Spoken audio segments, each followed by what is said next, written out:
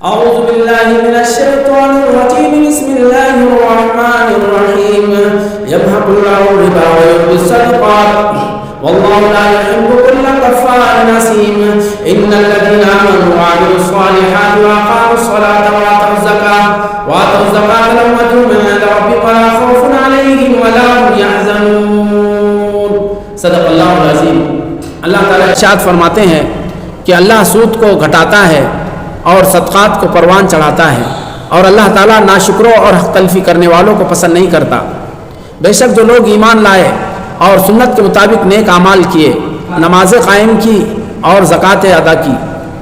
ایسے لوگوں کا اجر ان کے رب کے پاس ہے، اور ان پر نہ کوئی خوف ہوگا اور نہ ہی وہ غمگین ہوں گے۔ پچھلی آیت میں اللہ تعالیٰ نے سود اور ربا کی انتہائی درجے میں مذمت فرمائی ہے۔ مذکور آیت میں اللہ تعالیٰ نے اس کی طرف اشارہ فرمایا کہ لوگ صدقات سے کیوں گریز کرتے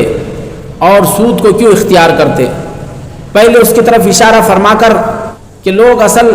ظاہر کے اعتبار سے فیصلہ کرتے ہیں کہ ظاہر میں صدقات سے مال میں کمی آتی ہے، نقص آتا ہے، اور سود سے مال میں اضافہ ہوتا ہے، بڑھوتری ہوتی ہے، اس لیے لوگ صدقات سے راہ فرار اختیار کرتے ہیں اور سود کو اختیار کرتے ہیں۔ چنانچہ اللہ تعالیٰ نے اس آیت کریمہ میں یہ بتلایا کہ یہ تمہاری ظاہری نگاہ کا دھوکہ ہے، ورنہ حقیقت یہ ہے کہ اللہ تعالیٰ سود کو مٹاتا ہے، کہ سود کی وجہ سے مال میں نقص آتا ہے، کمی آتی ہے، سود کی وجہ سے مال برباد ہوتا ہے، سود کی وجہ سے مال ہلاک اور تباہ ہوتا ہے۔ اور حقیقت بھی یہی ہے کہ جو لوگ سودی کاروبار کرتے ہیں ان کے مال بظاہر خوب پروان چڑھتے ہیں اور ان کا اندوختہ بظاہر خوب جمع ہوتا ہے، لاکھوں کروڑوں اربوں روپیہ ان کی پونجی ہوتی ہے، لیکن جب تباہی آتی ہے، بربادی آتی ہے تو سب کچھ ہلاک ہو جاتا ہے اور سب کچھ برباد ہو جاتا ہے۔ بڑے بڑے مہاجن اور بڑے بڑے سودی کاروبار کرنے والے دیوالیہ بن جاتے ہیں اور بڑی بڑی سودی بینکیں دیوالیہ کا شکار ہو جاتی ہے اور سب کچھ برباد ہو جاتا ہے۔ یہ بارہا دیکھا گیا۔ تو اللہ تعالیٰ نے بات فرمائی کہ یمحق اللہ الربا، اللہ تعالیٰ سود کو مٹاتا ہے۔ تو اس میں ایک طرح کی دھمکی بھی ہے، حدیث سے بھی اس کی وضاحت ہوتی ہے۔ عبداللہ ابن مسعود رضی اللہ عنہ راوی ہے، اللہ کے نبی نے فرمایا کہ ان الربا وان کثر فان عاقبته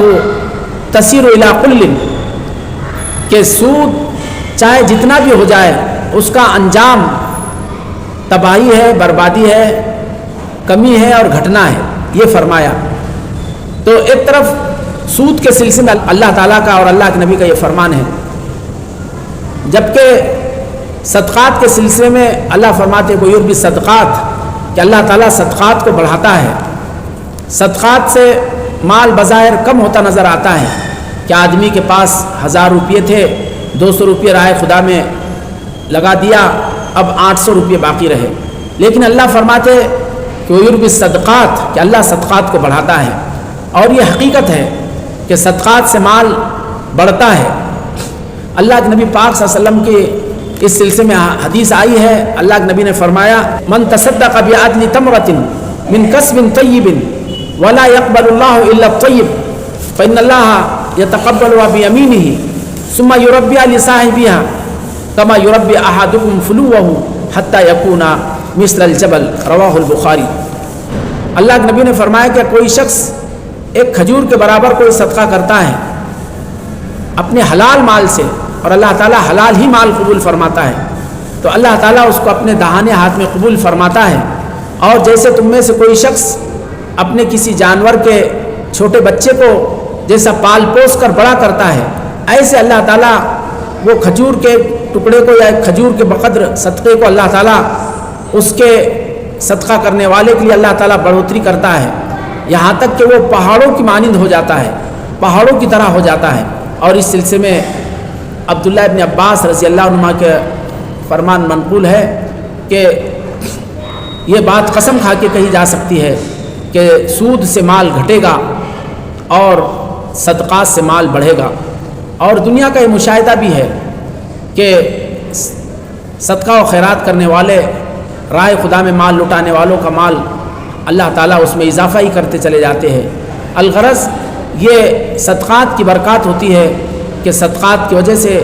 دنیا ہی میں مال میں اللہ اضافہ فرماتے ہیں، اور سود اور ربا کی نحوست ہوتی ہے کہ دنیا ہی میں اس کے آنکھوں دیکھی تباہی اور بربادی ہوتی ہے۔ آج نہیں تو کل، کل نہیں تو آخری عمر میں، یا پھر اس کی نسلوں میں اللہ تعالیٰ بربادی سے ان کو دوچار کرتا ہے۔ دنیا کا یہ مشاہدہ ہے۔ اس کے بالمقابل اللہ تعالیٰ نے فرمایا کہ ان الذین آمنوا وعملوا الصالحات، کہ جن لوگوں نے ایمان لایا اور نیک اعمال کیے، واقاموا الصلاۃ، نماز قائم کیا اور زکوٰۃ ادا کیا، تو ان کے لیے کہا کہ ان کے رب کے پاس بڑا اجر ہے اور ان پر نہ کوئی خوف ہوگا اور نہ وہ غمگین ہوگے۔ یہ ظاہر ہے کہ جو سودی کاروبار اور سودی لین دین سے جو پرہیز کرتے ہیں، زکوٰۃ کا اہتمام کرتے ہیں، راہ خدا میں صدقات و خیرات کرتے ہیں، ایسے لوگوں کے لیے رب کے پاس بڑا اجر ہے اور ان کے لیے اللہ کے پاس بڑا ثواب ہے۔ تو اللہ تعالیٰ نے جہاں سود کی بربادی اور تباہی اور اس کی وجہ سے دنیا آخرت کی ہلاکت کا جہاں تذکرہ کیا، وہیں پر جو اللہ کے حکم پر کاربند رہنے والے، اللہ کے حکموں پر عمل کرنے والوں کا اللہ کے پاس کیا اجر ہوگا اس کا تذکرہ فرمایا ہے۔ الربا لغوی طور پر ربا کہتے ہیں الفضل والزیادت، یعنی بڑھوتری اور اضافہ۔ صاحب ہدایہ علامہ برہان الدین رحمۃ اللہ علیہ نے ربا کے شرعی معنی اس طرح بیان کیے کہ الربا هو الفضل المستحق لأحد المتعاقدین فی المعاوضۃ خالی عن عوض شرط فیہ، کہ سود نام ہے معاوضے یعنی عدل بدل والے معاملے میں عاقدین یعنی دونوں معاملہ کرنے والوں میں سے ایک کے واسطے ایسی زیادتی یا ایسا اضافہ جس کا کوئی عوض یا جس کا کوئی بدل نہ ہو، یعنی جو بدل سے خالی ہو، اور جو معاملہ کرتے وقت شرط کے طور پر رکھا گیا ہو۔ یاد رہے ائمہ اعظام نے اور فقہاء کرام نے سود کی 5 قسمیں بتلائی ہیں، ربا کی 5 قسمیں بتلائی ہیں۔ نمبر 1 ربا قرض، قرض کی شکل میں جو سود ہوتا ہے، اور اس کی صورت یہ ہے کہ ایک آدمی کسی کو 1000 روپے دے 1 ماہ کے وعدے سے، اور اس پر 200 روپے اضافہ، اور اس پر 200 روپے اضافے کے ساتھ کل 1200 روپے لے، تو یہ ربا قرض کہلائے گا۔ سب سے زیادہ معاشرے میں اس کا چلن ہے۔ دوسرا ربا رہن، اور اس کی صورت یہ ہے کہ کسی سے قرض لے اور اپنی کوئی چیز اس کے پاس رہن رکھے، رہن رکھی چیز سے فائدہ اٹھائے۔ آج کل اس کا بھی معاشرے میں بہت زیادہ چلن پایا جاتا ہے کہ لوگ گھر وغیرہ گروی رکھتے ہیں اور پھر اس سے قرض دینے والا اس گروی گھر سے فائدہ اٹھاتا ہے، یہ سود ہے۔ ربا کی تیسری شکل ہے ربا شرکت، کہ ایک شخص کسی کاروبار میں کوئی لاگت لگائے، کوئی رقم لگائے اور اپنے لیے کوئی مقررہ فائدہ متعین کر دے اور نقصان کا ذمہ دار صرف کاروبار کرنے والے کو قرار دے، تو یہ ربا شرکت کہلاتا ہے۔ یہ بھی ناجائز ہے، معاشرے میں اس کا بہت زیادہ چلن ہے۔ عام طور پہ لوگ اس طرح کے کاروبار کرتے ہیں اور بعض حضرات اس کو جائز بھی کہہ دیتے ہیں اپنی ناواقفیت اور ناسمجھی میں۔ چوتھی شکل ربا نسیہ، یہ ہے کہ مثال کے طور پر جو اموال ربویہ ہیں، کہ وہ مال جن میں سود ہوتا ہے ان کا باہم سودا کرے، باہم لین دین کرے۔ مثال کے طور پر گیہوں کے بدلے گیہوں، کوئی اس کی بے کرے، اس کا کوئی سودا کرے، لیکن ایک شخص نقدی 1 کنٹل ادا کرے اور ایک شخص ادھار 1 ماہ کے بعد 1 کنٹل ادا کرے تو یہ ربا نسیہ کہلاتا ہے، یہ ناجائز ہے، یہ سود ہوگا۔ جن اموال میں سود ہوتا ہے اگر ان کی بے باہم ہو رہی ہے، 2 باتیں ضروری ہوتی ہے۔ ایک تو وہ دونوں چیزیں برابر سرابر ہو، جیسے گیہوں کے بدلے گیہوں، جوار کے بدلے جوار، اگر اس طرح کی کوئی بے ہو رہی ہے تو اس میں برابری کا ہونا ضروری ہے کہ ادھر 1 کلو ہے تو ادھر بھی 1 کلو ہو۔ اور دوسری چیز ہاتھ در ہاتھ دونوں چیزیں نقدی ہونا ضروری ہے۔ اگر برابر سرابر ہے لیکن نقدی ادھار ہے تو یہ بھی سود ہوتا ہے، اس کو شریعت میں ربا نسیہ کہا گیا، یہ حرام اور ناجائز ہے۔ تو یہ چوتھی شکل تھی ربا نسیہ کی۔ 5ویں شکل ہے ربا فضل، بڑھوتری کا سود، اور اس کی صورت یہ ہے کہ جن اموال میں سود ہوتا ہے ان کی آپس میں بے ہو، ان کا آپس میں لین دین ہو، لیکن کمی زیادتی کے ساتھ، جیسے جوار کے بدلے جوار یا گیہوں کے بدلے گیہوں خریدی کرے، لیکن ایک شخص 1 کلو گیہوں دے اور دوسرا اس پر 1.5 کلو لے، تو ظاہر ہے کہ گیہوں کے بدلے گیہوں ہے تو ایک طرف سے 1 کلو اور ایک طرف سے 1.5 کلو، تو یہ آدھا کلو جو اضافہ ہو رہا ہے یہ سود کہلائے گا۔ تو یہ 5 شکل سود کی ناجائز ہے۔ سود کا آج کل بہت زیادہ چلن ہو گیا ہے اور ہر کوئی سودی کاروبار میں ملوث ہے۔ اللہ کے نبی پاک صلی اللہ علیہ وسلم کی جو پیشن گوئی اس ناحیے سے منقول ہے، اس کا عملی نقشہ آج معاشرے میں نظر آتا ہے۔ اللہ کے نبی پاک صلی اللہ علیہ وسلم نے فرمایا کہ لَيَأْتِيَنَّ عَلَى النَّاسِ زَمَانٌ لَا يَبْقَى أَحَدٌ إِلَّا آكِلَ الرِّبَا فَإِن لَّمْ يَأْكُلْهُ أَصَابَهُ مِن بُخَارِهِ، رواہ النسائی، کہ نبی پاک صلی اللہ علیہ وسلم نے فرمایا لوگوں پر ایک زمانہ ضرور ایسا آئے گا کہ لوگ سود کے کھانے والے بن جائیں گے، اگر سود نہیں کھائیں گے تو اس کے دھوئے سے ضرور متاثر ہوں گے۔ تو آج وہی زمانہ ہم اپنے آنکھوں حال دیکھ رہے ہیں۔ اللہ کے نبی پاک صلی اللہ علیہ وسلم نے سود کی قباحت اور مذمت بیان کرتے ہوئے ارشاد فرمایا کہ درہم ربا یأکلہ الرجل وهو یعلم اشد من 36 زنیۃ، کہ آدمی سود کا ربا کا 1 درہم کھائے جانتے بوجھتے، کہاں کہ وہ 33 مرتبہ